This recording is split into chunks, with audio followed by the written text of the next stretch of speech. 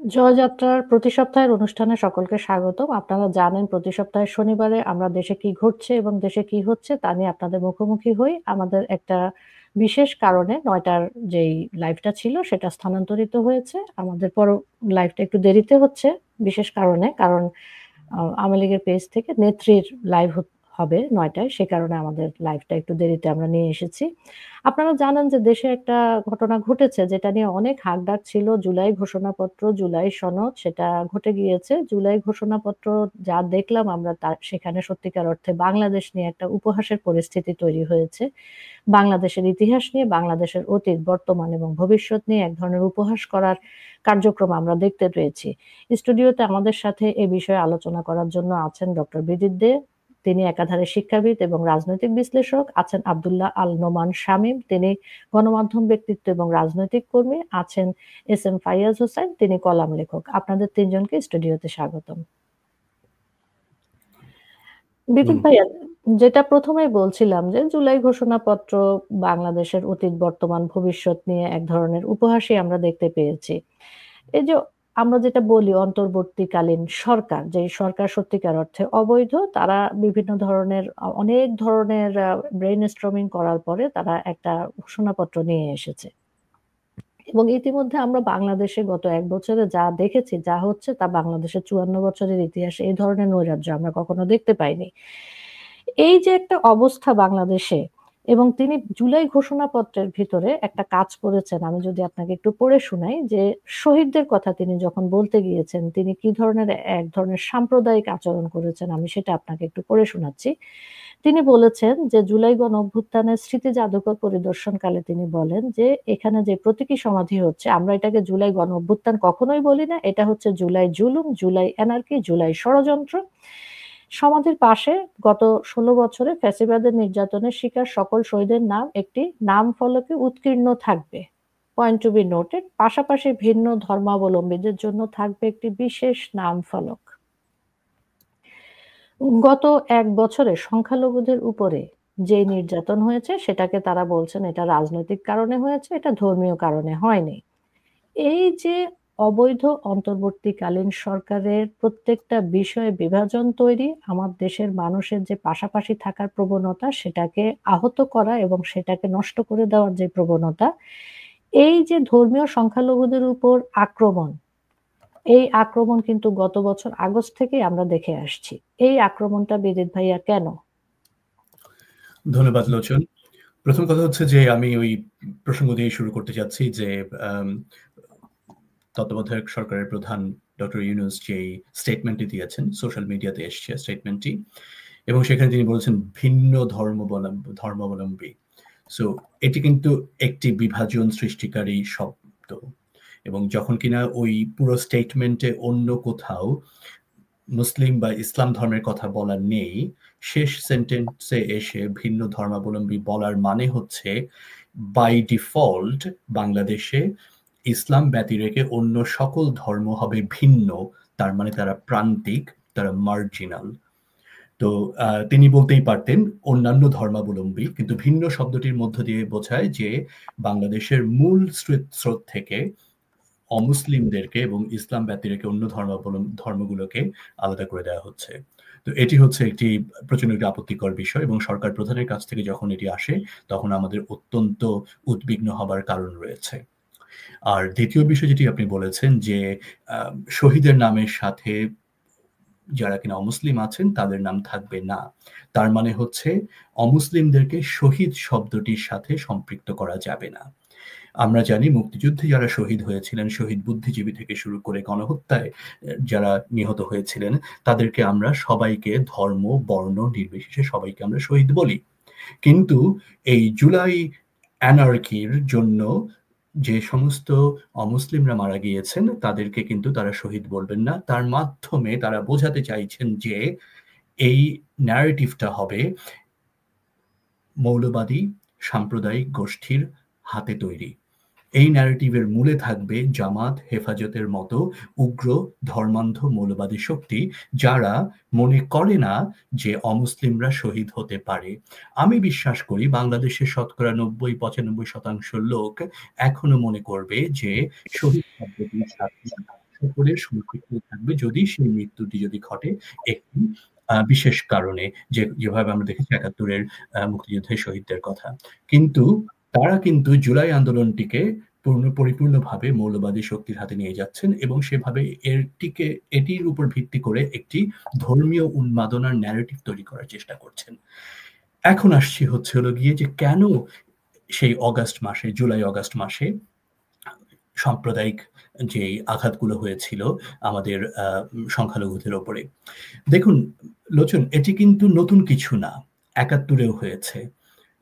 আমরা দেখেছি যে হিন্দু সম্প্রদায়কে মূলত বা ধর্মীয় সংখ্যালঘুদেরকে উপরে একটি সরাসরি এবং ইনডিসক্রিমিনেট অ্যাটাক হয়েছে এবং যে গণহত্যা হয়েছিল তার কিন্তু দুটো গ্রুপ সবচেয়ে বেশি ক্ষতিগ্রস্ত হয়েছে এবং সবচেয়ে বেশি অ্যাটাকের সম্মুখীন হয়েছিল। এটি হচ্ছিল গিয়ে হিন্দুরা এবং আওয়ামী লীগের সমর্থকরা তো বা নেতাকর্মীরা। তো সেখান থেকে আমরা এটি বুঝতে পারি যে একটা প্রচেষ্টা আছে যে ধর্মীয় সংখ্যালঘুদেরকে একটি বিশেষ রাজনৈতিক গোষ্ঠীর সাথে সম্পৃক্ত করার এবং এটি চলে যায় কিন্তু সেই ৪৭-এর দ্বিজাতি তত্ত্বের উপর ভিত্তি করে প্রতিষ্ঠিত যে উপমহাদেশের যে রাজনৈতিক পট পরিবর্তন এবং যে রাজনৈতিক মেরুকরণ তারই একটি ফলশ্রুতি ৭১-এর গণহত্যা এবং ২৪-এ এসে আমরা সেইটিকেই দেখতে পাচ্ছি যখন কিনা আমরা দেখতে পারি তথাকথিত সমন্বয়ক বা এনসিপির যে সমস্ত নেতৃবৃন্দ ইনক্লুডিং মাহফুজ আলমের মতো উপদেষ্টা যারা আছেন তারা কিন্তু বাংলাদেশকে ৪৭-এ নিয়ে যেতে চান। তার মানে হচ্ছে দ্বিজাতি তত্ত্ব হবে এই যে ২৪-এর যে তাদের কথায় যে গণ-অভ্যুত্থান তারা যেটাকে বলেন, ২৪-এর যেই অ্যানার্কি যেটা হয়েছিল, যে রাজনৈতিক পরিবর্তন যেটা হয়েছিল, সেটি নিয়ন্ত্রিত হবে, সেটি হবে হচ্ছে হলো গিয়ে ৪৭-এর দ্বিজাতি তত্ত্বের উপর ভিত্তি করে। এবং তাই যখন কিনা পট পরিবর্তন হলো সরকারের ৫ তারিখের পরে একটা ব্যাপক আক্রমণ আমরা দেখতে পেলাম সংখ্যালঘু সম্প্রদায়ের উপরে। শুধুমাত্র জুলাই-অগাস্ট মিলিয়ে অগাস্টের ৩ থেকে শেষ পর্যন্ত অগাস্টের ৩০ তারিখ পর্যন্ত কমপক্ষে ২১০০টি অ্যাটাক হয়েছে, যার আমরা খবর পাই হিন্দু বৌদ্ধ খ্রিস্টান ঐক্য পরিষদের রিপোর্টের মধ্য দিয়ে। এবং এটি কিন্তু আপনাদেরকে মনে করে দিতে চাই যে অনেক ক্ষেত্রেই আক্রান্তরা তাদের রিপোর্ট তাদের যেই অবস্থার কথা প্রেসে জানায়নি বা পাবলিকলি জানায়নি, পরবর্তীতে আরো বেশি আক্রমণের ভয়ে। তার মানে হচ্ছে হলো গিয়ে যে আমরা যে রিপোর্টটি পেয়েছি সেটি পরিপূর্ণ রিপোর্ট নয় এবং সেখানেই থেমে থাকেনি। গত ১০ তারিখে জুলাইয়ের ১০ তারিখে একটি রিপোর্ট আসে যেখানে বলা হয় যে গত ১ বছরে ২৪০০ অ্যাটাক হয়েছে বাংলাদেশের সংখ্যালঘুদের উপরে।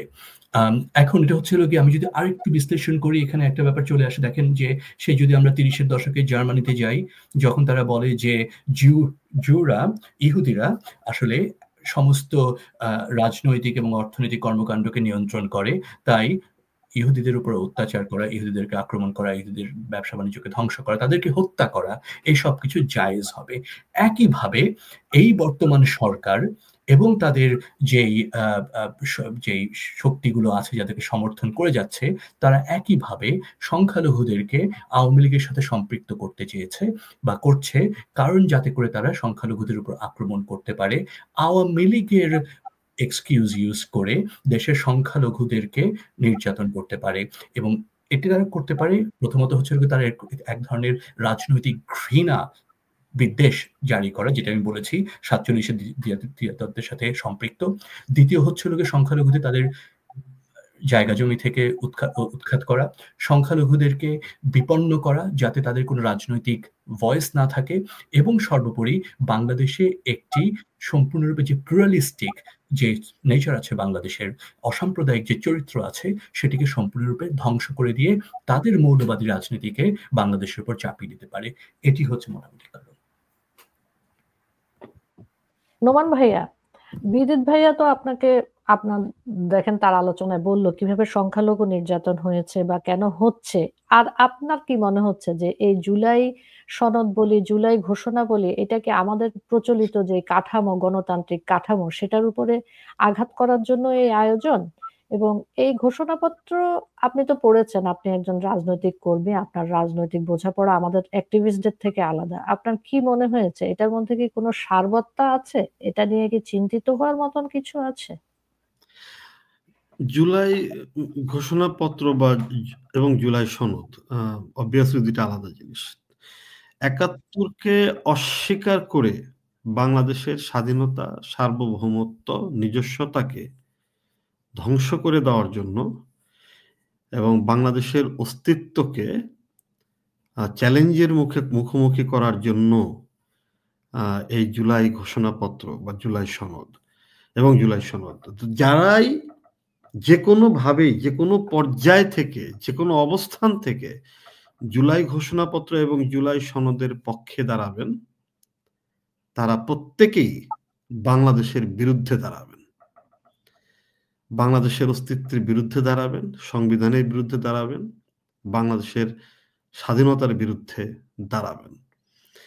এই ঘোষণাপত্র এবং সনদ কোনোভাবেই সাংবিধানিকভাবে স্বীকৃত না। এই সরকার যেটা এখন আছে এটাও সাংবিধানিকভাবে স্বীকৃত না। যেভাবে এই সরকার ক্ষমতায় এসেছে সেই প্রক্রিয়াটাও সাংবিধানিকভাবে স্বীকৃত না। তারা যাদেরকে নিয়ে ক্ষমতার বলয় তৈরি করেছেন তাদের কেউই বাংলাদেশের রাষ্ট্রীয় কোনো কাঠামোর মধ্য থেকে তারা সরকার গঠন করেন নাই। তারা সরকারে আছেন, তাদের পুরো অস্তিত্বটাই অবৈধ।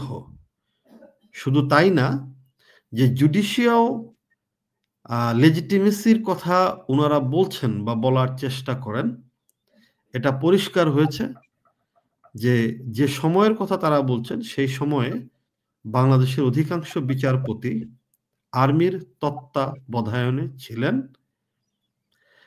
তারা প্রধানমন্ত্রী জননেত্রী শেখ হাসিনার কোনো পদত্যাগ পত্র দেখাতে পারেন নাই।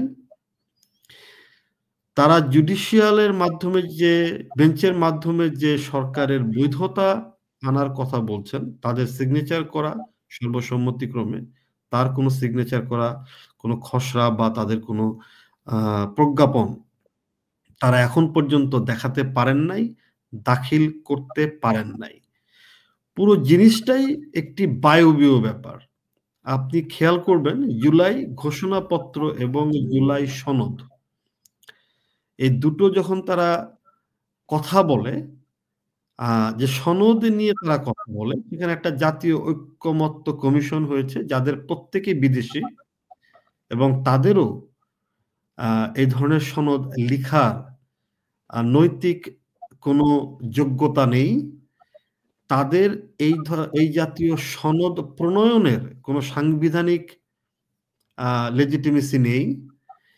এই ধরনের সনদ প্রণয়নের তাদের রাজনৈতিক কোনো অবস্থান নেই। তারা নির্বাচিত নন। যখন মুক্তিযুদ্ধ হয়েছিল, আমাদের proclamation of independence was given by the legitimate parliament member, যারা ৭০-এর নির্বাচনে জয়ী হয়েছিলেন মানুষের ভোটে, তারাই প্রোক্লেমেশন অফ ইন্ডিপেন্ডেন্সটা দাঁড় করিয়েছিলেন। স্বাধীনতা পরবর্তী সময়ে যে সংবিধানটি তৈরি করা হয়, যেটাকে তারা বলতে চাচ্ছেন মুজিববাদী সংবিধান, আমি শব্দটার সাথে ঐক্যমত্য করি না। স্বাধীন বাংলাদেশে স্বাধীন পার্লামেন্টে নির্বাচিত পার্লামেন্টিয়ানরা দিনের পর দিন, মাসের পর মাস তর্ক বিতর্ক, প্রণয়ন এবং বাতিলের মধ্য দিয়ে পৃথিবীর মধ্যে অন্যতম শ্রেষ্ঠ একটি সংবিধান প্রণয়ন করেছিলেন এবং এটি অত্যন্ত ডিটেইলড একটি সংবিধান, যা এই বিশ্বে অত্যন্ত সম্মানিত একটি সংবিধান। এবং তারা এটি নির্বাচিত বলেই তারা প্রণয়ন করতে পেরেছেন। তো যে ঐক্যমত্য কমিশন এখন দেখানো হচ্ছে, তাদের কিন্তু সেই বৈধতা নেই। এখন আমি, আপনি, বিদিতদা এবং আমাদের ফায়াজ হোসেন ভাই মিলে ৪ জন মিলে আমরা একটা ঐক্যমত্য কমিশন করব ২০২৬ সালে। আমরা একটা সনদ দিব, 50 লক্ষ টাকা খরচ করে আপনার কি বলে পান্থপথে ধরেন কি বলে এটা কামাল আতাতুর্ক অ্যাভিনিউতে 50 লাখ টাকা খরচ করলে আপনি মোটামুটি 20,000 লোক হাজির করতে পারবেন। আমরা এই 4 জন মিলে আগামী বছর জুলাইয়ে আরেকটি জুলাই সনদ দেব। আরেকজন হয়তো বা তারপরের বছর আরেকটি জুলাই সনদ তারা দিতে পারেন। আর পুরো ব্যাপারটাই হচ্ছে হাস্যকর, পুরো ব্যাপারটাই হাস্যকর। এবং এটা একটা স্বাধীন দেশে সুস্থ মস্তিষ্কের কোনো মানুষ এটা চিন্তা করতে পারে, এটাকে এভাবে দেওয়া যায়। এই অসুস্থতা, এই ধরনের নার্সিসিস্ট, প্যাথোলজিক্যাল সিক পিপল, যারা নিজেদেরকে খুবই জ্ঞানী মনে করছেন, যারা ভাবছেন তারা যা ভাবেন তাই সবকিছু। আপনি খবর নিয়ে দেখেন, এই দেশে ব্যক্তিগত বেনিফিট ছাড়া তাদের কারো কোনো অবদান নেই। তারা বেশিরভাগই এনজিওর লোক, ডলার ভিক্ষা করে বেরিয়েছেন মানুষের গরিবি দেখিয়ে। তারা বেশিরভাগই বিদেশে আরাম আসে থাকা লোক। তাদের বেশিরভাগই মার্কিন এজেন্ট, তারা কেউই নির্বাচিত নন। এবং সবচেয়ে আশ্চর্যের বিষয় যেটা হয়েছে, তারা জুলাই ঘোষণাপত্রে দেখানোর চেষ্টা করে, আমি সনদ থেকে শুনে ঘোষণাপত্রে আসছি, দেখানোর চেষ্টা করেছেন যে আর্মির স্বতঃস্ফূর্ততায় বা আর্মি স্বতঃস্ফূর্ত সমর্থনে এই সরকার গঠিত হয়েছে। এটি একটি সর্বৈব মিথ্যে কথা। আর্মি সেই স্বতঃস্ফূর্ততা ছিল না, কিছু কিছু ইউনিটের ছিল। এবং আর্মিকে এইভাবে ফাঁসিয়ে দেওয়াটা কিন্তু এক ধরনের ক্রিমিনাল অফেন্স। কারণ আর্মির CNC commander in chief was the prime minister of Bangladesh. Prime minister of সিএনসির অর্ডার যদি আর্মি অস্বীকার করে বা তা মানতে না চায়, যারা চায়নি তাদের প্রত্যেকের কিন্তু ইন টাইম তাদের কোর্ট মার্শাল হবে। রাষ্ট্রের সংবিধান রক্ষা করবে সরকার, এবং আর্মি সেই সরকারের একটি সহযোগী সংগঠন। যে কোনো দেশেই কিছু মানুষ নেমে যদি রাষ্ট্র ক্ষমতা চেঞ্জ করতে চায় এবং কোনো আর্মি যদি সেই সরকারকে বা সেই সংবিধানকে সুরক্ষা না দেয়, তাহলে সেই আর্মিকে জনবান্ধব বা সংবিধান বান্ধব বা স্বাধীনতা বান্ধব আর্মি বলাটা আসলে ঠিক হবে না। আর্মিরও দায় দায়িত্ব আছে। এই দায় দায়িত্ব থেকে এবং জনগণের দায় দায়িত্ব থেকে একটি অসাংবিধানিক, একটি ভুলভাল একটা গ্রুপ মানুষের কিছু জিনিস তারা ওইখানে সেহেতু এবং যেহেতু বলে করার চেষ্টা করেছেন। এর শেষ ধারাতে আপনি দেখেন যে একটি দলকে, পুরো ঘোষণাপত্রে একটি দলকে তারা ভিক্টিমাইজ করতে চেয়েছেন। এই ভিক্টিমাইজেশনে তারা কিন্তু ৭১কে ভিক্টিমাইজ করেছেন, কোনো কোনো ক্ষেত্রে ৭২ সংবিধানকে, আমাদের সংবিধানকে ভিক্টিমাইজ করেছেন। তারা বাংলাদেশের গণতান্ত্রিক চর্চাকে তারা ভিক্টিমাইজ করেছেন। এবং সবকিছু শেষে গত বছর থেকে আজ পর্যন্ত যতগুলো হত্যাকাণ্ড হয়েছে, যতগুলো মব হয়েছে, যতগুলো অনাচার হয়েছে, হিন্দু নির্যাতন হয়েছে, বৌদ্ধ নির্যাতন হয়েছে, উপজাতি নির্যাতন হয়েছে, প্রতিপক্ষকে দমিয়ে দেওয়া নির্যাতন হয়েছে, মিডিয়ার গলা টিপে ধরা হয়েছে, মানুষকে ঘরে ঘরে যে মারা হচ্ছে, গ্রেপ্তার করা হচ্ছে, এই প্রত্যেকটা জিনিসকে তারা অনেকটা নত জানু হয়ে রাস্তায় বসে মানুষের কাছে ভিক্ষা চাইছে যে তাদেরকে বিচার করা যাবে না। এটা অকল্পনীয় একটি বিষয়।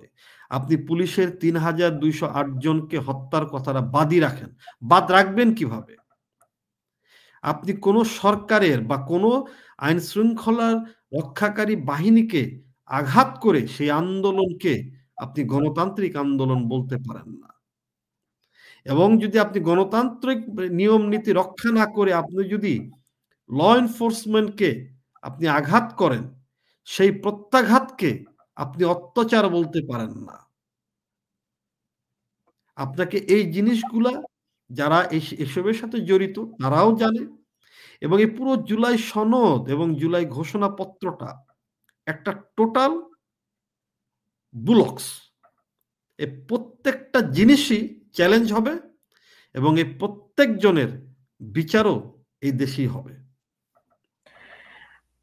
ফায়াজ, আমি নোমান ভাইয়ের কথা সূত্র ধরে আপনার কাছে একটু আসতে চাচ্ছিলাম। একজন অবৈধ সরকার প্রধানই বলি আমি, একজন সরকার প্রধান কি কারো পক্ষ থেকে এই ধরনের ঘোষণাপত্র পাঠ করার অধিকার রাখে কিনা? এবং এই যে আমরা জুলাই সনদ, জুলাই ঘোষণাপত্র ইত্যাদি বলছি, এটাকে যে তারা মুক্তিযুদ্ধের সাথে একটা তুলনা দেওয়ার অপপ্রয়াস হাতে নিয়েছে, এ নিয়ে আপনার পর্যবেক্ষণ কি একজন কলাম লেখক হিসেবে? প্রথম কথা হচ্ছে ইউনূস যিনি আছেন, উনার যে কিংস পার্টি আছে এনসিপি, যারা এই জুলাইয়ের জঙ্গিবাদী যে আন্দোলনে নেতৃত্ব দিয়েছেন এবং ধ্বংসযোগ্য কার্যকলাপ করেছিলেন, তারা যে ইউনূসের কিংস পার্টি, এটা কিন্তু ট্রান্সপারেন্সি ইন্টারন্যাশনাল বাংলাদেশ এই রিসেন্টলি বলেছেন। মানে এতদিন তো আমরা বলতাম, জনগণ বলতো, এখন একটা ইন্টারন্যাশনাল সংগঠন এটা অফিসিয়ালি বলেছেন আর কি। তো এরপরে কি হয়েছে, এখানে ৭১-এর সম্পর্কে ঘোষণাপত্রে কিছু বলা আছে। এটা বলে ৭১-কে মার্জিনালাইজ করা হয়েছে, ছোট করা হয়েছে।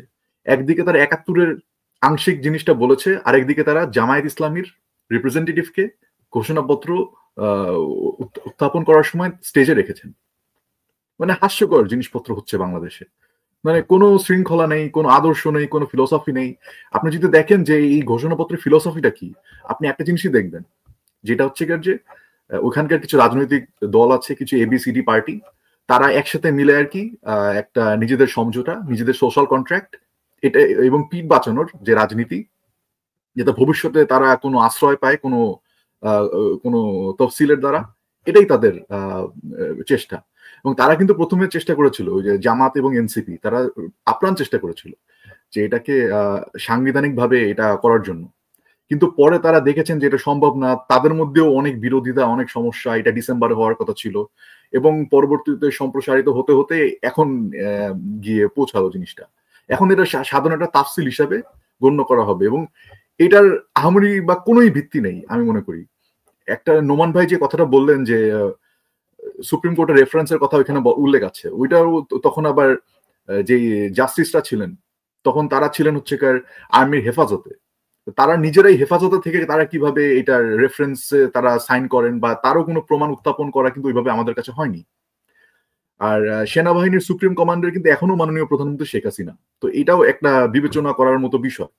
সুতরাং পুরো জিনিসটা হচ্ছে হাস্যকর। জঙ্গিদেরকে এবং যারা জেলখানা ভেঙে আসামিদেরকে বের করেছে, এই সবকিছু এই ক্রিমিনাল যে নেক্সাস আছে জুলাই যারা অপারেট করছে, তাদেরকে বাঁচানোর জন্য ভবিষ্যতে আরেকটা ইন্ডেমনিটি অর্ডিন্যান্স বা অধ্যাদেশ আমরা বলতে পারি। এবং বঙ্গবন্ধু শেখ মুজিবুর রহমান এবং তার সপরিবারে এই মাসে হত্যা করা হয়েছিল, আমরা সবাই শোকাহত অবশ্যই। এবং এই ইন্ডেমনিটি যে অধ্যাদেশ জারি করা হয়েছিল এবং সেটাকে যে সংবিধানে ইনক্লুড করা হয়েছিল সেনা সমর্থিত সরকার দ্বারা তৎকালীন সময়, সেইটারই একটা এক্সটেনশন আমরা এই জুলাই সনদে আমরা দেখতে পাচ্ছি, ঘোষণাপত্রে দেখতে পাচ্ছি। এইটা ছাড়া এখানে আর কিছু নাই। এবং এর দ্বারা হচ্ছে জনগণের কোনো লাভ নাই, বাংলাদেশের মানুষের কোনো লাভ নাই, তাদের এখানে কিছুই নাই। তারা ওই যে সেনাবাহিনীর গোপালগঞ্জে যেরকম প্রোটোকল নিয়েছেন, এরকম আরো কিছুদিন হয়তো প্রোটোকল নিতে চাবেন বা ভবিষ্যতে প্রোটোকল নিতে চাবেন। এবং তারা হচ্ছে জনগণের যখন জনগণের দ্বারে তারা যখন যাবেন, জনগণ যখন তাদের উপর ক্ষিপ্ত হবেন, তখন তারা হচ্ছে বলবেন যে সনদে আছে এই ভিত্তি আছে, এই তাফসিলে এটা আছে, আমাদেরকে তোমরা রক্ষা করো। তারা তখন আইন শৃঙ্খলা রক্ষাকারী বাহিনীর পায়ে ধরবেন, হাতে পায়ে ধরে বলবেন যে আমাদেরকে তোমরা বাঁচাও। এছাড়া এই সনদে আহামরি কোনো কিছু আমি ব্যক্তিগতভাবে দেখছি না। আর মুক্তিযুদ্ধ সম্পর্কে এবং বাকশাল সম্পর্কে অনেক উল্টাপাল্টা কথা এখানে লেখা আছে। এবং এই একটা জিনিস আপনি বুঝবেন যে তাদের বাকশাল সম্পর্কে কোনো ধারণাই নেই। তারা বলেছেন যে একদলীয় বাকশাল ওইখানে করা হয়েছে গণতন্ত্রকে উপেক্ষা করে। বাকশালের মধ্যেই নির্বাচনী ব্যবস্থা ছিল, এখানে সকল প্ল্যাটফর্মকে এক করে করা হয়েছে, কিন্তু এখানে কিন্তু পার্টিকুলার ইন্ডিভিজুয়াল নির্বাচনে অংশগ্রহণ করতে পারতেন বাকশালের মধ্যে, সেই সিস্টেমও ছিল। এবং বাকশাল কোনো অগণতান্ত্রিক পদ্ধতিতে করা হয়নি। ৭১-এর পরবর্তীতে তো নির্বাচন হয়েছে, সেই নির্বাচনেও তো আওয়ামী লীগ জয়লাভ করেছে। এবং সাময়িক বাকশালে যে সিস্টেমটা ছিল, এটা যে সাময়িক এটাও তারা উল্লেখ করেননি। সুতরাং পুরা জিনিসটাই অজ্ঞতার মধ্যে দিয়ে আপনি দেখবেন তারা করেছে, এবং এই অজ্ঞতার মধ্যে দিয়েও তাদের নিজেদের মধ্যে যেই দর কষাকষি, তাদের নিজেদের মধ্যে রাজনৈতিক কোন রকম ফিলোসফিক্যাল যে মিল ছিল না, সেটাও আমরা দেখতে পাচ্ছি। এবং সর্বশেষ আমি যেটা বলবো যে এটার কোনো ভিত্তি নেই, আইনগতভাবে নৈতিক কোনো ভিত্তি নেই, এবং জনগণের মাঝে কোনো ভিত্তি নেই, এবং এটা জনগণের জন্য পাওয়ার বা দেওয়ার কিছুই নেই। তাদের নিজেদের স্বার্থ, নিজেদের ব্যর্থতা ঢাকার চেষ্টা এবং শাক দিয়ে মাছ ঢাকার চেষ্টা তারা করেছে এবং করবে। আমরা সকলেই জানি যে আগস্ট মাস বাংলাদেশের ইতিহাসে সবসময় একটা গুরুত্বপূর্ণ মাস হিসেবে থাকে। এই আগস্ট মাসে আমরা জাতির পিতা এবং তার সকল পরিবারের সদস্যদেরকে একসাথে হারিয়েছি। এজন্য আমাদের কাছে আগস্ট মাস একটা শোকের মাস। কিন্তু এই বছর এসে এবং গত বছর থেকে আমরা বলছি যে শোককে শক্তিতে পরিণত করতে হবে। আমরা যেরকম বঙ্গবন্ধু এবং তার পরিবারের জন্য দোয়া করব, তাদের আত্মার মাগফিরাত কামনা করব, সেইভাবে আমরা এই শোক থেকে শক্তি অর্জন করে কিন্তু বাংলাদেশকে সামনে এগিয়ে নিয়ে যাওয়ার এবং বাংলাদেশকে জঙ্গি মুক্ত করার কাজে আমরা নিজেদের দায়িত্ব কর্তব্য পালন করব। নোমান ভাই, আমি যেটা বলছিলাম যে ইউনূসের সব সঙ্গী আমরা জানি তারা সবাই জঙ্গি। হ্যাঁ, ইউনূসের সব সঙ্গী তারা সবাই জঙ্গি, এটা আমরা জানি। আপনার কাছে আমার প্রশ্ন, নোমান ভাই, এই যে এত অস্ত্র লুট হলো, 650 থানার মধ্যে 450 থানা আক্রমণের শিকার হলো, অগ্নিসংযোগ হলো, অস্ত্র লুট হলো, হাজার হাজার অস্ত্র লুট হয়েছে, এবং আপনি দেখতে পেয়েছেন এবং দর্শক শ্রোতারাও দেখতে পেয়েছেন একটা মসজিদ থেকে বিপুল পরিমাণ অস্ত্র উদ্ধার হয়েছে। ইউনূসের সব সঙ্গী যে জঙ্গি, এটা কি আর নতুন করে প্রমাণ করার কোনো জায়গা আছে কিনা, এটা আপনার কাছে আমার একটা প্রশ্ন, এবং আপনি আপনার রাজনৈতিক কর্মী হিসেবে রাজনৈতিক যে পর্যবেক্ষণ সেখান থেকে আমাদেরকে বলবেন বিএনপির ভূমিকা এত নগণ্য পর্যায়ে গিয়ে পৌঁছেছে কেন? বিএনপি কি কোনো ধরনের ব্ল্যাকমেইলের শিকার? দেখুন, বিএনপির ব্যাপারটা অদ্ভুত না। বিএনপি এটি তার চরিত্র। সে সবসময় পেছনের দরজা দিয়ে ক্ষমতায় আসার একটা সুযোগ খুঁজে। এবারও তারা মনে করছে যে পেছনের দরজা দিয়ে আরেকবার ক্ষমতায় আসার একটা সম্ভাবনা দেখা দিয়েছে, এবং সেই কারণে they have sold their soul. আবার 2008 সালের মতো তারা আওয়ামী লীগকে চ্যালেঞ্জ করার মতো জায়গায় তারা নেই, তারা এটা জানে, এবং তারা জানে যে নির্বাচন হলে there is a big chance Awami League will come back to the power, এবং তারা এই যে এখন যে কাজগুলো করলো গত 1 বছরে, বেসিক্যালি মবটা তৈরি করেছে বেসিক্যালি বিএনপি। এই যে সারা বাংলাদেশ জুড়ে যে হত্যাকাণ্ডগুলো হয়েছে, বাড়ি লুট, হত্যাকাণ্ড, এটা 90% সাথে বিএনপির বিভিন্ন পর্যায়ের নেতা কর্মীরা জড়িত। থানা লুট, আমাদের কাছে প্রমাণ আছে এখন। এই থানা লুট এবং পুলিশ হত্যার অর্ডার দাতা কারা, তাদের কারো কারো অডিও আমাদের কাছে আছে, এবং এটা পুলিশের কাছেও আছে। আপনি যখন চিন্তা করবেন বাংলাদেশে আপনি একটি জিওপলিটিক্যাল গেমসের মধ্যে আপনি নিজেকে ঢোকাতে চাবেন, ফ্রম আওয়ার পার্সপেক্টিভ বা আমাদের শক্তিকে জাজ করে আপনি যখন এত বড় একটা পলিটিক্সের মধ্যে আপনি পা দিতে চাবেন, আপনাকে আমাকে বুঝতে হবে যে আমার নেওয়ার ক্ষমতা কতটুকু। এটা কিন্তু খুব একটা ইম্পর্টেন্ট জাজমেন্ট, সেলফ অ্যাসেসমেন্ট, যে এই গেমে আমার সক্ষমতা কতটুকু এবং আমি কত দূর যেতে পারবো। বিএনপি সেই জাজমেন্টে যায় না, আর জামাত সেই জাজমেন্টটা করে পাকিস্তানের দৃষ্টিতে। তারা বাঙালিত্বের দৃষ্টিতে বা বাংলাদেশকে কেন্দ্র করে তারা সেই জাজমেন্টে যায় না, এবং এই জাজমেন্টে যাওয়ার মতো দল একমাত্র আওয়ামী লীগ। শুধু আওয়ামী লীগ না, জাতীয় পার্টিও এই জাজমেন্টাল লাইনে থাকে। তারা হয়তো অত পপুলার না বা তারা পুরো দল না, তারা একটা সামরিক ব্যাকগ্রাউন্ড থেকে আসা একটা দল হলেও গত 10-12 বছরে জাতীয় পার্টি কিছুটা জনগণ বান্ধব একটা নীতি তৈরি করার চেষ্টা করছে। তো এর বাইরে যারা আছে, 24-এর এই গণহত্যাকে, 24-এর এই পুলিশ গণহত্যাকে, সাধারণ মানুষকে যে হত্যা করে আন্দোলনকে চালু করা, এটাতে বিএনপি পুরোপুরি শক্তি কাজে লাগিয়েছে।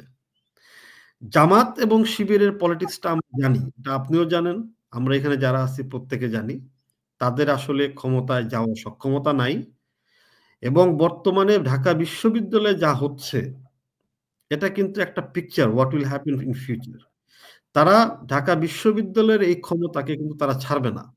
স্বাধীনতার পরবর্তী সময়ে এসে শিবির এতখানি প্রভাব ঢাকা বিশ্ববিদ্যালয়ে রাখতে পেরেছে এবং তারা যে স্লোগানগুলা দিচ্ছে এখন ছাত্র দলের বিরুদ্ধে, এই স্লোগানটাই তারা গত বছর ছাত্রলীগের বিরুদ্ধে দিয়েছে। ছাত্রলীগকে ঢাকা বিশ্ববিদ্যালয় থেকে দমন করার পরে তারা এখন ছাত্র দলকে দমন করবে। এটা শিবিরের রাজনীতি। বিএনপি সেই রাজনীতিটা বোঝে কিনা?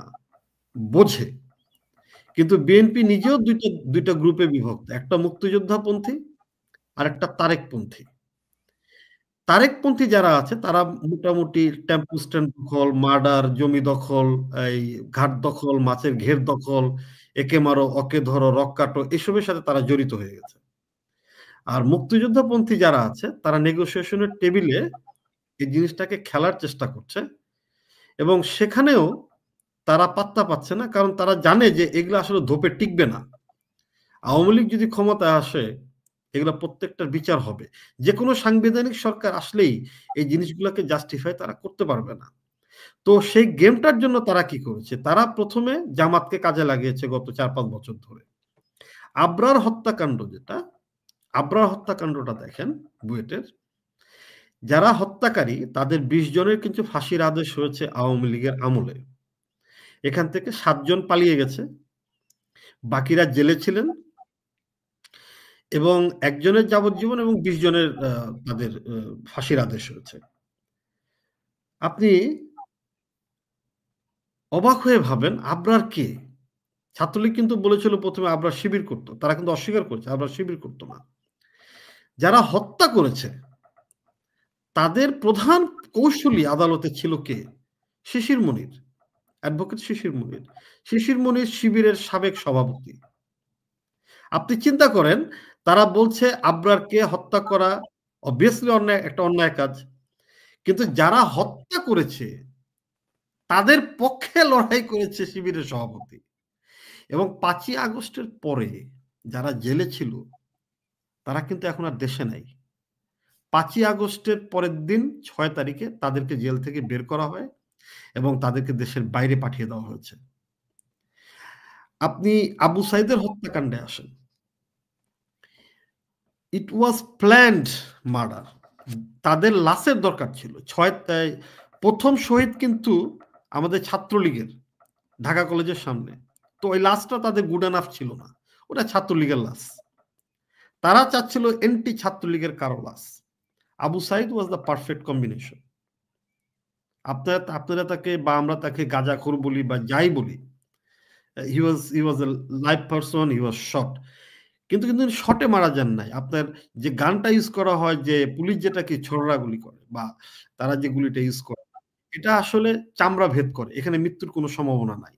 আপনাকে 4 ফুট দূর থেকে গুলি করলো, আপনি আপনি আপনি আপনি মারা যাবেন না, আমরা মারা যাব না এই গুলিতে। কিন্তু তাকেও আমরা দেখলাম 6-7 ঘন্টা গোপন করার পরে তার লাশ নিয়ে আসা হলো। তো তারপরে দেখেন আপনি অস্ত্র, থানা লুটের যে অস্ত্র, জেল থেকে হিজবুতের লোকগুলাকে বের করে দেওয়া এবং পুরো জঙ্গিদের মাধ্যমে একটা সাইকোলজিক্যাল ওয়ারফেয়ারে আমাদের উপরে একটা প্রচন্ড প্রেশার তৈরি করা এবং মবের মাধ্যমে আপনি একটা দেশকে নিয়ন্ত্রণ করে ইউনুসকে দিয়ে মার্কিন এবং পাকিস্তানি এজেন্ডাগুলোকে বের করে নিয়ে আসা, that is the bottom line. এই বটম লাইনের মধ্যে বিএনপি পড়ে কিনা? বিএনপি বটম লাইনে খেলার চেষ্টা করছে, আবার বটম লাইনের বাইরে থেকে খেলার চেষ্টা করছে, কারণ রাজনৈতিক দল হিসেবে সে জানে এগুলো একটাও টিকবে না শেষ পর্যন্ত।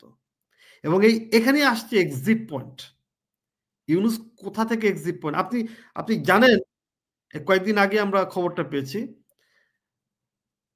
যারা সমন্বয়ক তথাকথিত তারা কিন্তু বাইরের ভিসার জন্য এখন লাইনে, they are trying to get those things done. Awami লীগের 4 লক্ষ নেতা কর্মীকে জেলে রাখা হচ্ছে, 109 জন এমপি এবং মিনিস্টার সহ। লোচনাপা, আমি আপনাকে অন রেকর্ডে বলতে পারি, আমরা আগামী 6 মাসের মধ্যে সারা বাংলাদেশে অন্তত 20 লক্ষ আওয়ামী লীগ, যুবলীগ, ছাত্রলীগকে ক্ষমতায়ন করব, সরাসরি সরাসরি। তারা 4 লাখ না, তারা যদি আরো 5 লাখ ভরে ওই জেলে, আওয়ামী লীগের কিচ্ছু করতে পারবে না তারা। আওয়ামী লীগের দেশের মানুষের মাটিতে, নিঃশ্বাসে, তাদের পিছনে, সামনে, বায়ে, ডানে, প্রশাসনের প্রত্যেকটা জায়গায়, প্রত্যেকটা স্কুলে, কলেজে, ঘাটে, মাঠে আওয়ামী লীগ। এবং জনসাধারণ এই গত কয়েক মাসে যে অবস্থায় চলে গেছে, মানুষ psychologically ready for a change. কিভাবে চেঞ্জ আসবে, কে ডাক দিবে, দ্যাটস এ ডিফারেন্ট কেস। কিন্তু বাংলাদেশ এখন রেডি এই জঙ্গিবাদী সরকার, এই অবৈধ সরকারের হাত থেকে রক্ষা পাওয়ার জন্য। এবং আমরা আশা করি খুব শীঘ্রই আমাদের তৃণমূল যে শক্ত অবস্থান নিয়েছে এই সরকারের বিরুদ্ধে, যে যুদ্ধটা তারা শুরু করেছে, এই যুদ্ধে ইয়াহিয়া খান, আইয়ুব খান টিকে নাই। ইউনূস তো 2 টাকার দাম দিচ্ছে কিনা আমাদের তৃণমূল আমি জানি না। বিদ্যুৎ ভাইয়া, শামীম ভাই যেভাবে বলছিলেন যে অস্ত্র আছে তাদের হাতে, তাদের জঙ্গি হামলা আছে, আমি শামীম ভাইকে যে প্রশ্নটা করেছিলাম যে মসজিদ থেকে অস্ত্র উদ্ধার হয়েছে, এই যে দেখেন ঘটনা হচ্ছে যে 5ই আগস্টের আগে এবং 5ই আগস্টের পরে গত বছর প্রায় 800 দাগী আসামি এবং জঙ্গিকে কিন্তু জেল থেকে ছেড়ে দেওয়া হয়েছে।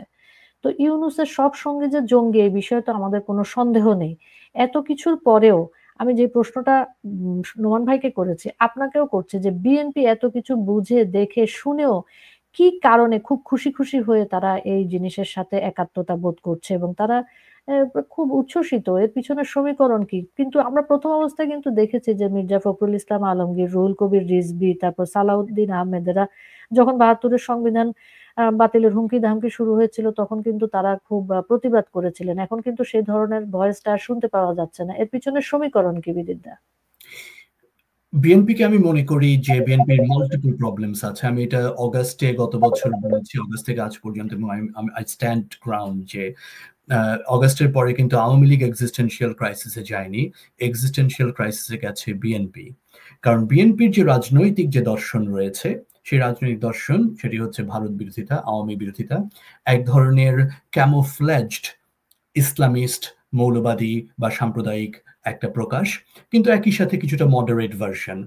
তো এটা হচ্ছে হলো কি মধ্য ডানপন্থী রাজনীতির যে আমাদের যে স্পেকট্রাম আছে, সেখানে মধ্য ডানপন্থী একটা অংশ, যেটা শামীম ভাই, ফায়েজ ভাই বলেছেন যে একদিকে তাদের মধ্যে মুক্তিযুদ্ধপন্থী আছে, আবার একদিকে তাদের মধ্যে দুর্বৃত্তরাও আছে, এবং একই সাথে এই বিএনপি কিন্তু রাজাকারদের পুনর্বাসন করেছিল, এই বিএনপি রাজাকারদের গাড়িতে জাতীয় পতাকা তুলে দিয়েছিল। এটা কিন্তু আজকের ঘটনা নয়, এটি সেই আপনার জিয়াউর রহমানের শাসনামল থেকেই চলছে।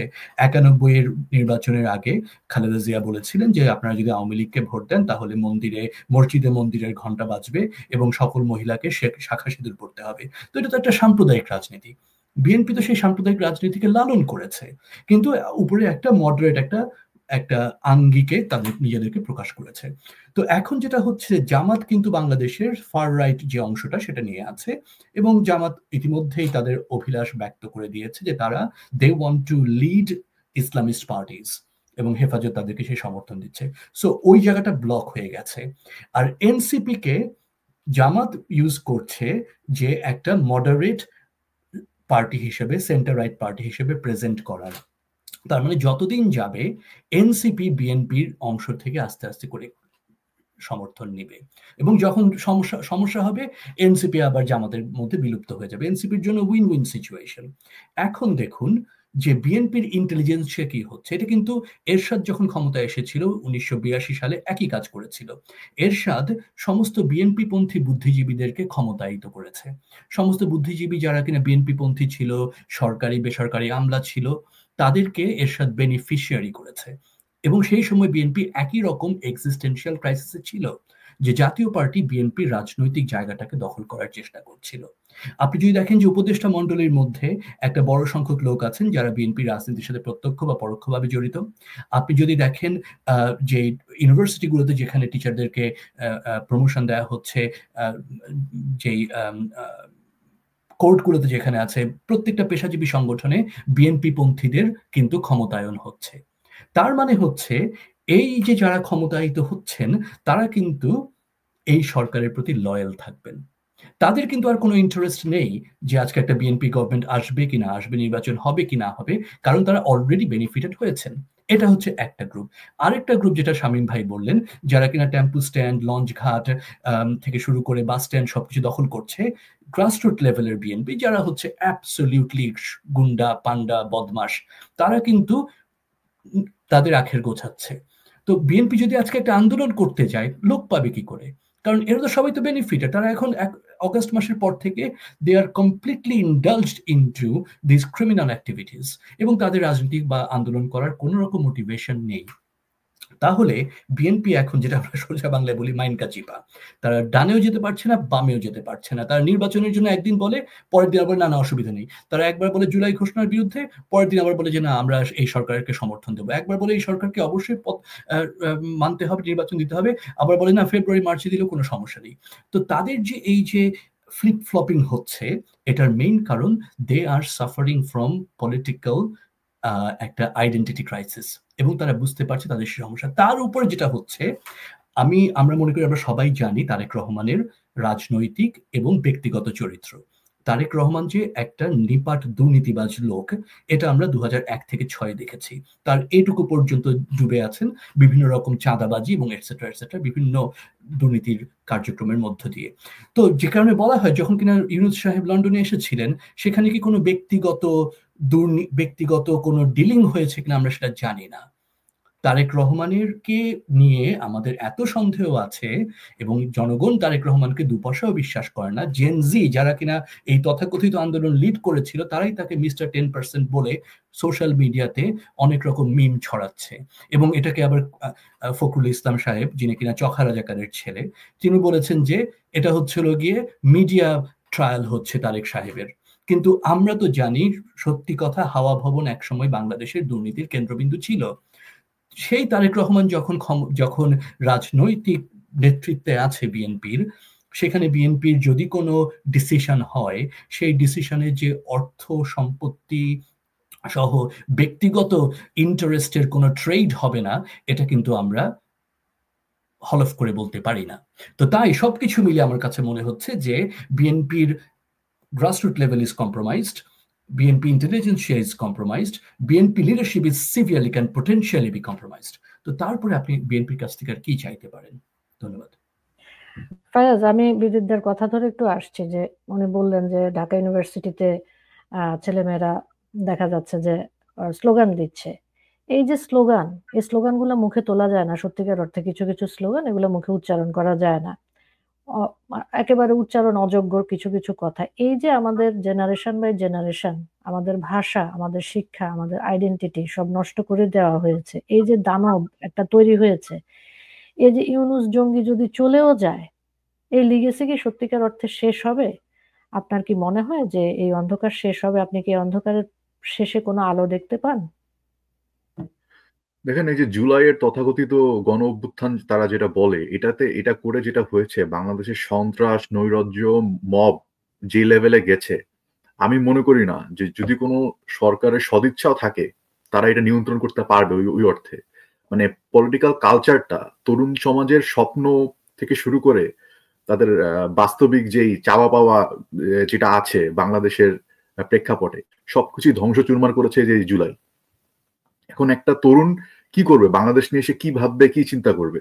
সে যখন দেখবে তার সহপাঠী এরকম গালাগালি করে, এরকম মানে মানুষকে সম্মান করে না, পারস্পরিক কোনো সম্মান নেই, নিজেদের মধ্যে কোনো সম্মান নেই, এই ধরনের একটা কালচার যেটা বাংলাদেশে আগে ছিল না, আমাদের মধ্যে, আমাদের জেনারেশনে ছিল না, আমাদের আগেও তো অবশ্যই ছিল না। সবাই একটা শ্রদ্ধার রাজনীতি ছিল, শ্রদ্ধার কালচার ছিল, কিন্তু এটা নষ্ট হয়েছে। এবং দাদা যেটা বললেন এবং নোমান ভাই যেটা বললেন বিএনপির কথা, বিএনপি সবচেয়ে বড় ভুল করেছে হচ্ছে কার জামাতকে আওয়ামী লীগের আমলে তাদের নিজেদের মধ্যে ইন্ডক্ট্রিনেট করে নিয়ে জামাতকে সেই স্পেসটা করে দিয়েছে যে তোমরা কোভার্টি পলিটিক্স করো, তোমরা ছদ্মবেশে রাজনীতি করো আমাদের মধ্যে থেকে। এতে করে হয়েছে কি, বিএনপি তৃণমূল বলতে কিছু নেই, হয় আছে চাঁদাবাজ, না হয় আছে জামাত। বিএনপির এরকম অবস্থা হয়ে গেছে।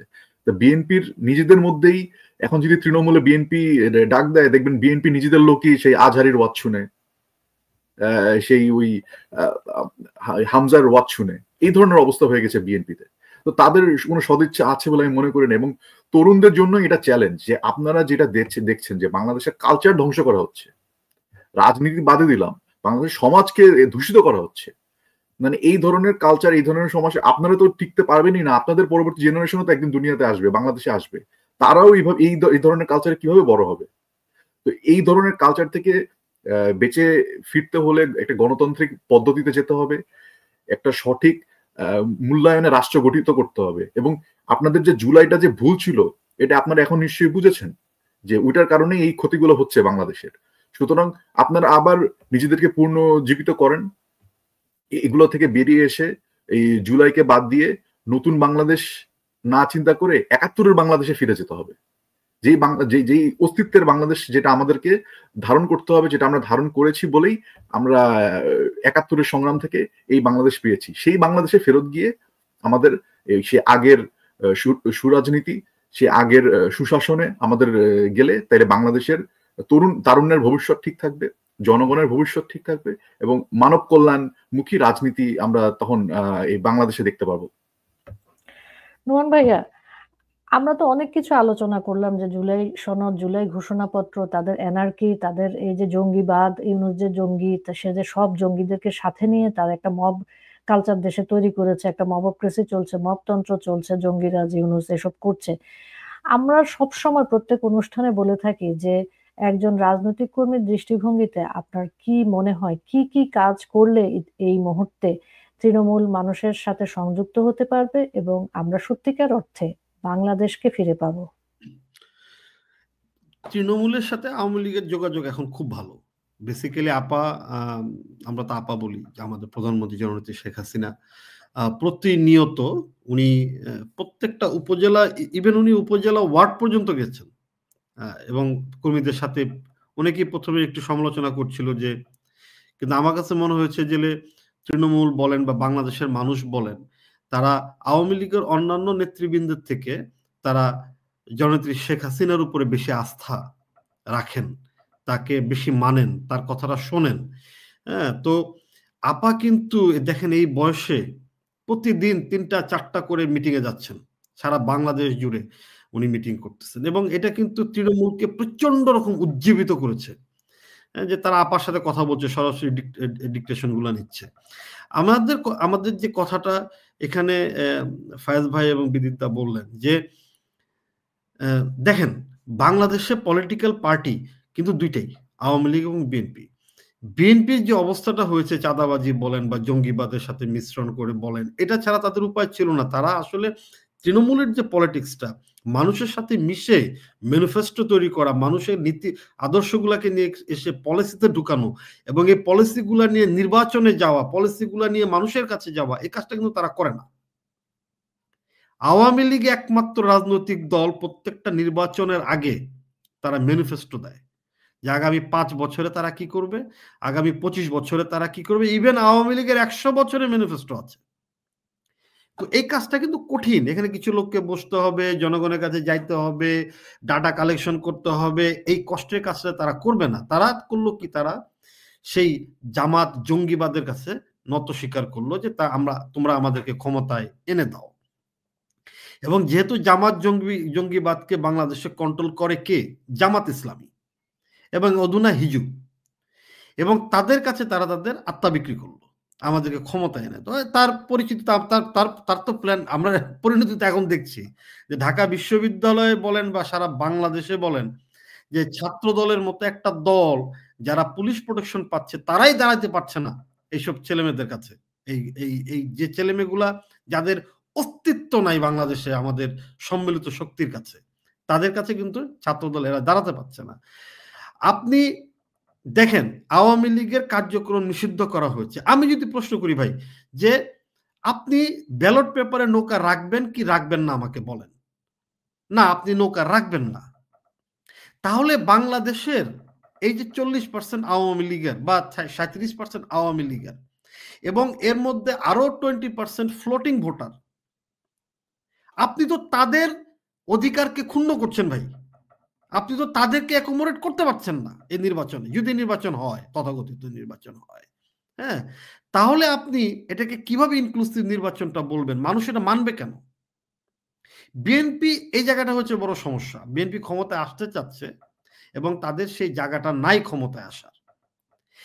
ডিলেমাটা হচ্ছে এখানে তাদের সিদ্ধান্ত গ্রহণে তারা কোন পক্ষে যাবে, তারা শোষকের পক্ষে যাবে না শোষিতের পক্ষে যাবে, এই জায়গাটা তৈরি করতে পারছে না তাদের দুইটা কারণে। একটা হচ্ছে ক্ষমতায় যাওয়ার উদগ্র বাসনা, আর দ্বিতীয়টা হচ্ছে দলীয় নেতাকর্মীকে কন্ট্রোল না করতে পারার একটা প্রচন্ড রকম অক্ষমতা। আমার তো দৃঢ় বিশ্বাস কালকে যদি বিএনপি যদি বলে যে তারা রাজনৈতিকভাবে রাজনীতি করবে, আমার দৃঢ় বিশ্বাস বিএনপির বিশাল একটা অংশ জামাতে যোগ দিতে পারে, এবং আমি এটা তো অবাক হব না। তারা ওই যে যেটা বললো, তারা যে ধরনের মেন্টালি তারা গড়ে উঠেছে গত 20 বছরে জঙ্গিবাদের তত্ত্বে, তারা সোজা বলে দিবে যে আমরা তোমাদের সাথে নাই, আমাদের বেনিফিট হচ্ছে এখন জামাতের সাথে গেলে আমরা জামাতের সাথে যাব। BNP will be finished. BNP is literally তারা ethically finished long time before. যে মুহূর্তে তারা 71কে অস্বীকার করার প্রয়াস পেয়েছে, জামাতকে তারা কোলে তুলে নিয়েছে, ঠিক ওই মুহূর্ত থেকে মানুষ তাদেরকে সন্দেহ করতে শুরু করছে। আওয়ামী লীগের দোষ অনেক, আওয়ামী লীগের গুণও অনেক, কিন্তু Awami League is Awami League, it's a পেটি বুর্জুয়া দল, মানুষের মধ্যে থেকে আসা দল। এটা কিন্তু ফ্যাসিস্ট শক্তি না। আওয়ামী লীগ কাউকে বেতন দেয় না। নাৎসি বাহিনী হিটলার কিন্তু তার পার্টিকে বেতন দিত, মুসলিনীর পার্টি কিন্তু তার পার্টি কর্মীদেরকে বেতন দিত, জামাত ইসলামের নেতা কর্মীরা কিন্তু বেতন পায়। আপনি কালকে জামাত শিবিরের বেতন বন্ধ করে দেন, জামাত শিবির বলতে বাংলাদেশে কিচ্ছু থাকবে না। কিন্তু কালকে বাংলাদেশের আওয়ামী লীগের নেতা কর্মীকে বলেন, কোন নেতা যদি বলে এই কর্মী তুমি আমার কাছে আসবে না, ও বলবে মিয়া তোমার কাছে আসলাম না, আমার তো শেখ হাসিনা আছে। এটা হচ্ছে পেটি বুর্জুয়া দল, গণতান্ত্রিক দল। আমরা যতই চেষ্টা করি, আমরা যতই রাগ করি না কেন যে ও এক কথাটা বলেছে আমি ওকে খাইয়া দিব, এন্ড অফ দ্য ডে আমরা কিন্তু সেটা করি না। আমরা যা কুল ডাউন হই, আমরা বলি যে আমরা রাজনীতি দিয়ে মোকাবেলা করব। 21শে আগস্টের গ্রেনেড হামলার পরে বাংলাদেশের রাজনীতিকে ধ্বংস করেছে তারেক জিয়া। 24-এ পুরা বাংলাদেশে মব করে মানুষ, আওয়ামী লীগের নেতা কর্মীদের ঘর বাড়িতে আগুন দিয়ে এবং এতগুলা পুলিশকে হত্যা করে আওয়ামী লীগের নির্বাচিত সরকারকে ক্ষমতা থেকে সরিয়ে তারা কিন্তু মৌচাকে আরেকটা ঢিল দিয়েছে এবং বড় ধরনের। 21শে আগস্টে যদি তাদের যে অপরাধ তারা করেছে তার পরিণতিতে তাদের কি হয়েছে, তার চেয়ে 10 গুণ শাস্তি তাদের বেশি হবে গত বছর 24-এর কারণে। কারণ তৃণমূল আওয়ামী লীগকে 4 লাখ নেতা কর্মীকে জেলে ঢুকিয়েও তারা আওয়ামী লীগ আতঙ্কে রাত্রে ঘুমাইতে পারে না। তারা দিনে স্বপ্ন দেখে আওয়ামী লীগ, দুপুরে আওয়ামী লীগ দেখে, বিকালে আওয়ামী লীগ দেখে, রাত্রে সন্ধ্যায় দেখে, রাত্রে এটা দেখে দুঃস্বপ্নে তার ভোরবেলা তার ঘুম ভেঙে যায়। সে আওয়ামী লীগের নৌকা প্রতীক ব্যালট বাক্সে রাখবে না, আওয়ামী লীগের রাজনীতিকে করতে দেবে না। তো বাবা তোমাদের না এত, আওয়ামী লীগের না জনসমর্থন নাই, আওয়ামী লীগ না খারাপ দল, আওয়ামী লীগ না খুব খারাপ, তো বাবা আসো না, দেখাও না নির্বাচনে, আসো মাঠে, নৌকা মার্কা দাও, আমাদেরকে 2-3টা মিছিল করতে দাও এলাকায়, দেখি তুমি কত ভোট পাও, দেখি তুমি আমার তৃণমূলের সামনে তুমি দাঁড়াইতে পারো কিনা। এটা হচ্ছে আওয়ামী লীগ। আওয়ামী লীগের নেতা কর্মীরা এখন যতটা শক্তিশালী, যতটা ডেসপারেট, যতটা ইউনাইটেড এবং যতটা ভীষণ, তারা জননেত্রী শেখ হাসিনার আন্ডারে আমি বলবো ক্ষমতা 2008-এ ক্ষমতা আসার পরে আমরা এত শক্তিশালী তৃণমূল ভিত্তিক আওয়ামী লীগ দেখি নাই। এবং এই প্রত্যেকটা জবাব কিন্তু আওয়ামী লীগ তাদেরকে দিবে, আপনি নিশ্চিত থাকেন। এবং আমি কনফিডেন্ট আমার জায়গা থেকে যে আমরা will not leave one single stone unturned. Mijid ভাই, শামীম ভাইয়ের কথা থেকে বুঝলাম যে আমাদের আশাবাদী হওয়ার অনেক জায়গা আছে এবং আওয়ামী লীগ ঘুরে দাঁড়াবে, এবং আমরা জানি স্বাধীনতার সপক্ষে শক্তি হিসেবে এবং বাংলাদেশের অভ্যুদয়ের মূল দল হিসেবে মূল কার্যক্রম চালিয়ে নেওয়ার জন্য, বাংলাদেশের স্বাধীনতা সার্বভৌমত্ব রক্ষার জন্য আওয়ামী লীগের কোনো বিকল্প নেই, এটা আমরা জানি। মিজিদ ভাই, আমি আপনার শিক্ষাবিদের দৃষ্টিকোণ থেকে 1 মিনিটে একটু শুনতে চাইবো, এই যে আমরা দেখছি যে জাতীয় পর্যায়ে যে নৈতিক অবক্ষয় ঘটেছে, মূল্যবোধের অবক্ষয় ঘটেছে, যেখানে আমাদের স্লোগান হওয়ার কথা ছিল যে পিন্ডি না ঢাকা, টাকা টাকা, এখন যে অবস্থা, সেই জায়গায় আমরা বলছি দিল্লি না ঢাকা, ঢাকা ঢাকা, এবং আমরা উচ্চারণের অযোগ্য বিভিন্ন ধরনের স্লোগান বাচ্চাদের মুখে তুলে দিয়েছি। এই জায়গা থেকে কি আপনার মনে হয় একজন শিক্ষাবিদ হিসেবে আমাদের ফেরত আসার কোনো সুযোগ আছে? আমি এর আগে একটু অ্যাড করব শামীম ভাইয়ের সাথে, আমি ওই প্রসঙ্গে আসছি, আপনার প্রসঙ্গে আসছি। দেখুন, পৃথিবীর প্রত্যেকটি দেশে রাজনৈতিক মেরুকরণের দুটো দিক থাকে, বাম এবং ডান, মধ্যবাম মধ্য ডান। যুক্তরাষ্ট্রে আছে ডেমোক্রেট রিপাবলিকান পার্টি, ডেমোক্রেটরা মোটামুটি মধ্য বামের দিকে আছে, লিবারেল আছে। কানাডাতে আছেন আপনি লোচন, লিবারেল পার্টি। অস্ট্রেলিয়াতে আছে লেবার পার্টি, যুক্তরাজ্যে লেবার পার্টি, জার্মানিতে সোশ্যাল ডেমোক্রেট পার্টি এসডিপি। বাংলাদেশের কনটেক্সটে আজ পর্যন্ত 54 বছরের রাজনীতিতে, স্বাধীনতার পরের বাংলাদেশের রাজনীতিতে 72-এর সংবিধানের মধ্য দিয়ে চার মূল নীতি বাংলাদেশের প্রগতিশীল, মধ্যবাম এবং বাম ধারার রাজনীতিকে সংগঠিত করেছে, ডিফাইন করেছে। আজ পর্যন্ত এর বাইরে কোনো রকম কোনো অল্টারনেটিভ ডেভেলপ করেনি এবং এটিকে লিড করেছে আওয়ামী লীগ, এবং এখনো আওয়ামী লীগের সেই পজিশনে সুদৃঢ় অবস্থায় আছে। মেঘ মোল্লার বসু একদিনও তার কমেন্টে থাকতে পারে না, সেই সাহসও নেই শিবিরকে তারা ট্যাকেল করবে। তো এটা প্রমাণিত সত্য যে আওয়ামী লীগ বাংলাদেশে মধ্যবাম এবং বাম ঘরানার যে রাজনৈতিক দর্শন, সেই দর্শনকে নিয়ন্ত্রণ লিড করবে এবং আত্মস্থ করবে এবং ধারণ করেছে, এবং যে কারণে আওয়ামী লীগকে নিশ্চিহ্ন করে দেওয়া যাবে না।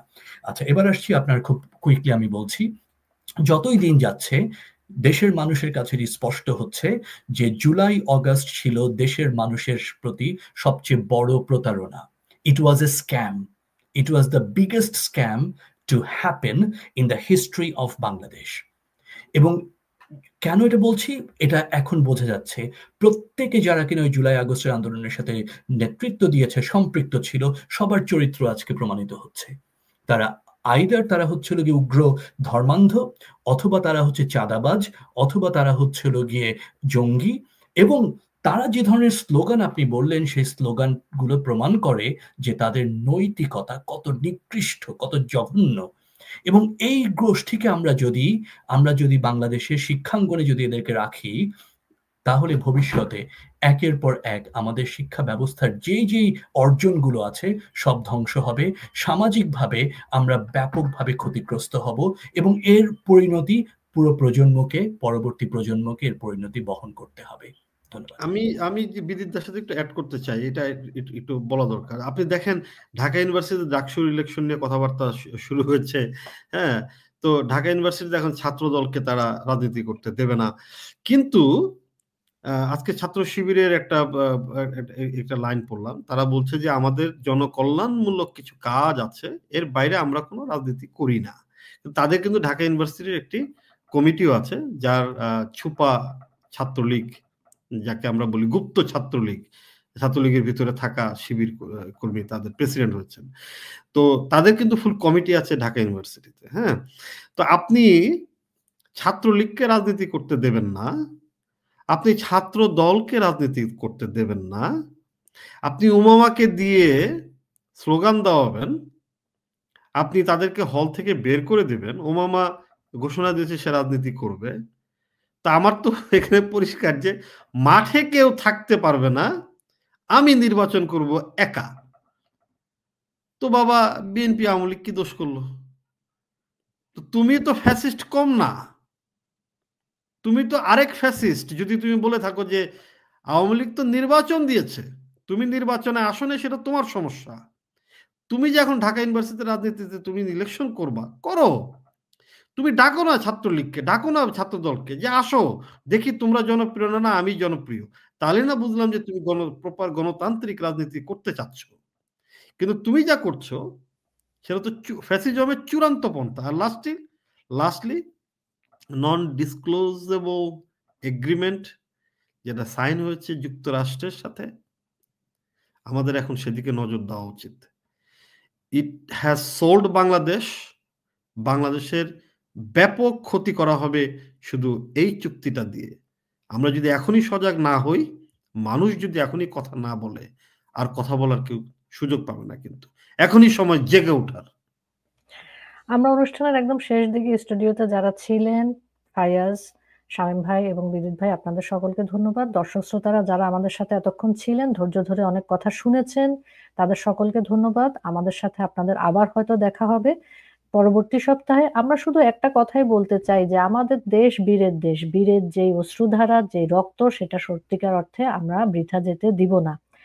রাজনীতি সমাজকে সঠিক পথে ফিরিয়ে আনতে পারে। রাজনীতি যদি সঠিক হয় তাহলে সমাজ সঠিক পথে ফিরে আসে, এবং এই জন্যই বাংলাদেশ আওয়ামী লীগ কাজ করে যাচ্ছে। বঙ্গবন্ধু তার নেতাকর্মীদের উদ্দেশ্যে একটা কথা সবসময় বলতেন, আত্মসমালোচনা ও আত্মসংশোধনের ভেতর দিয়ে যেতে হবে।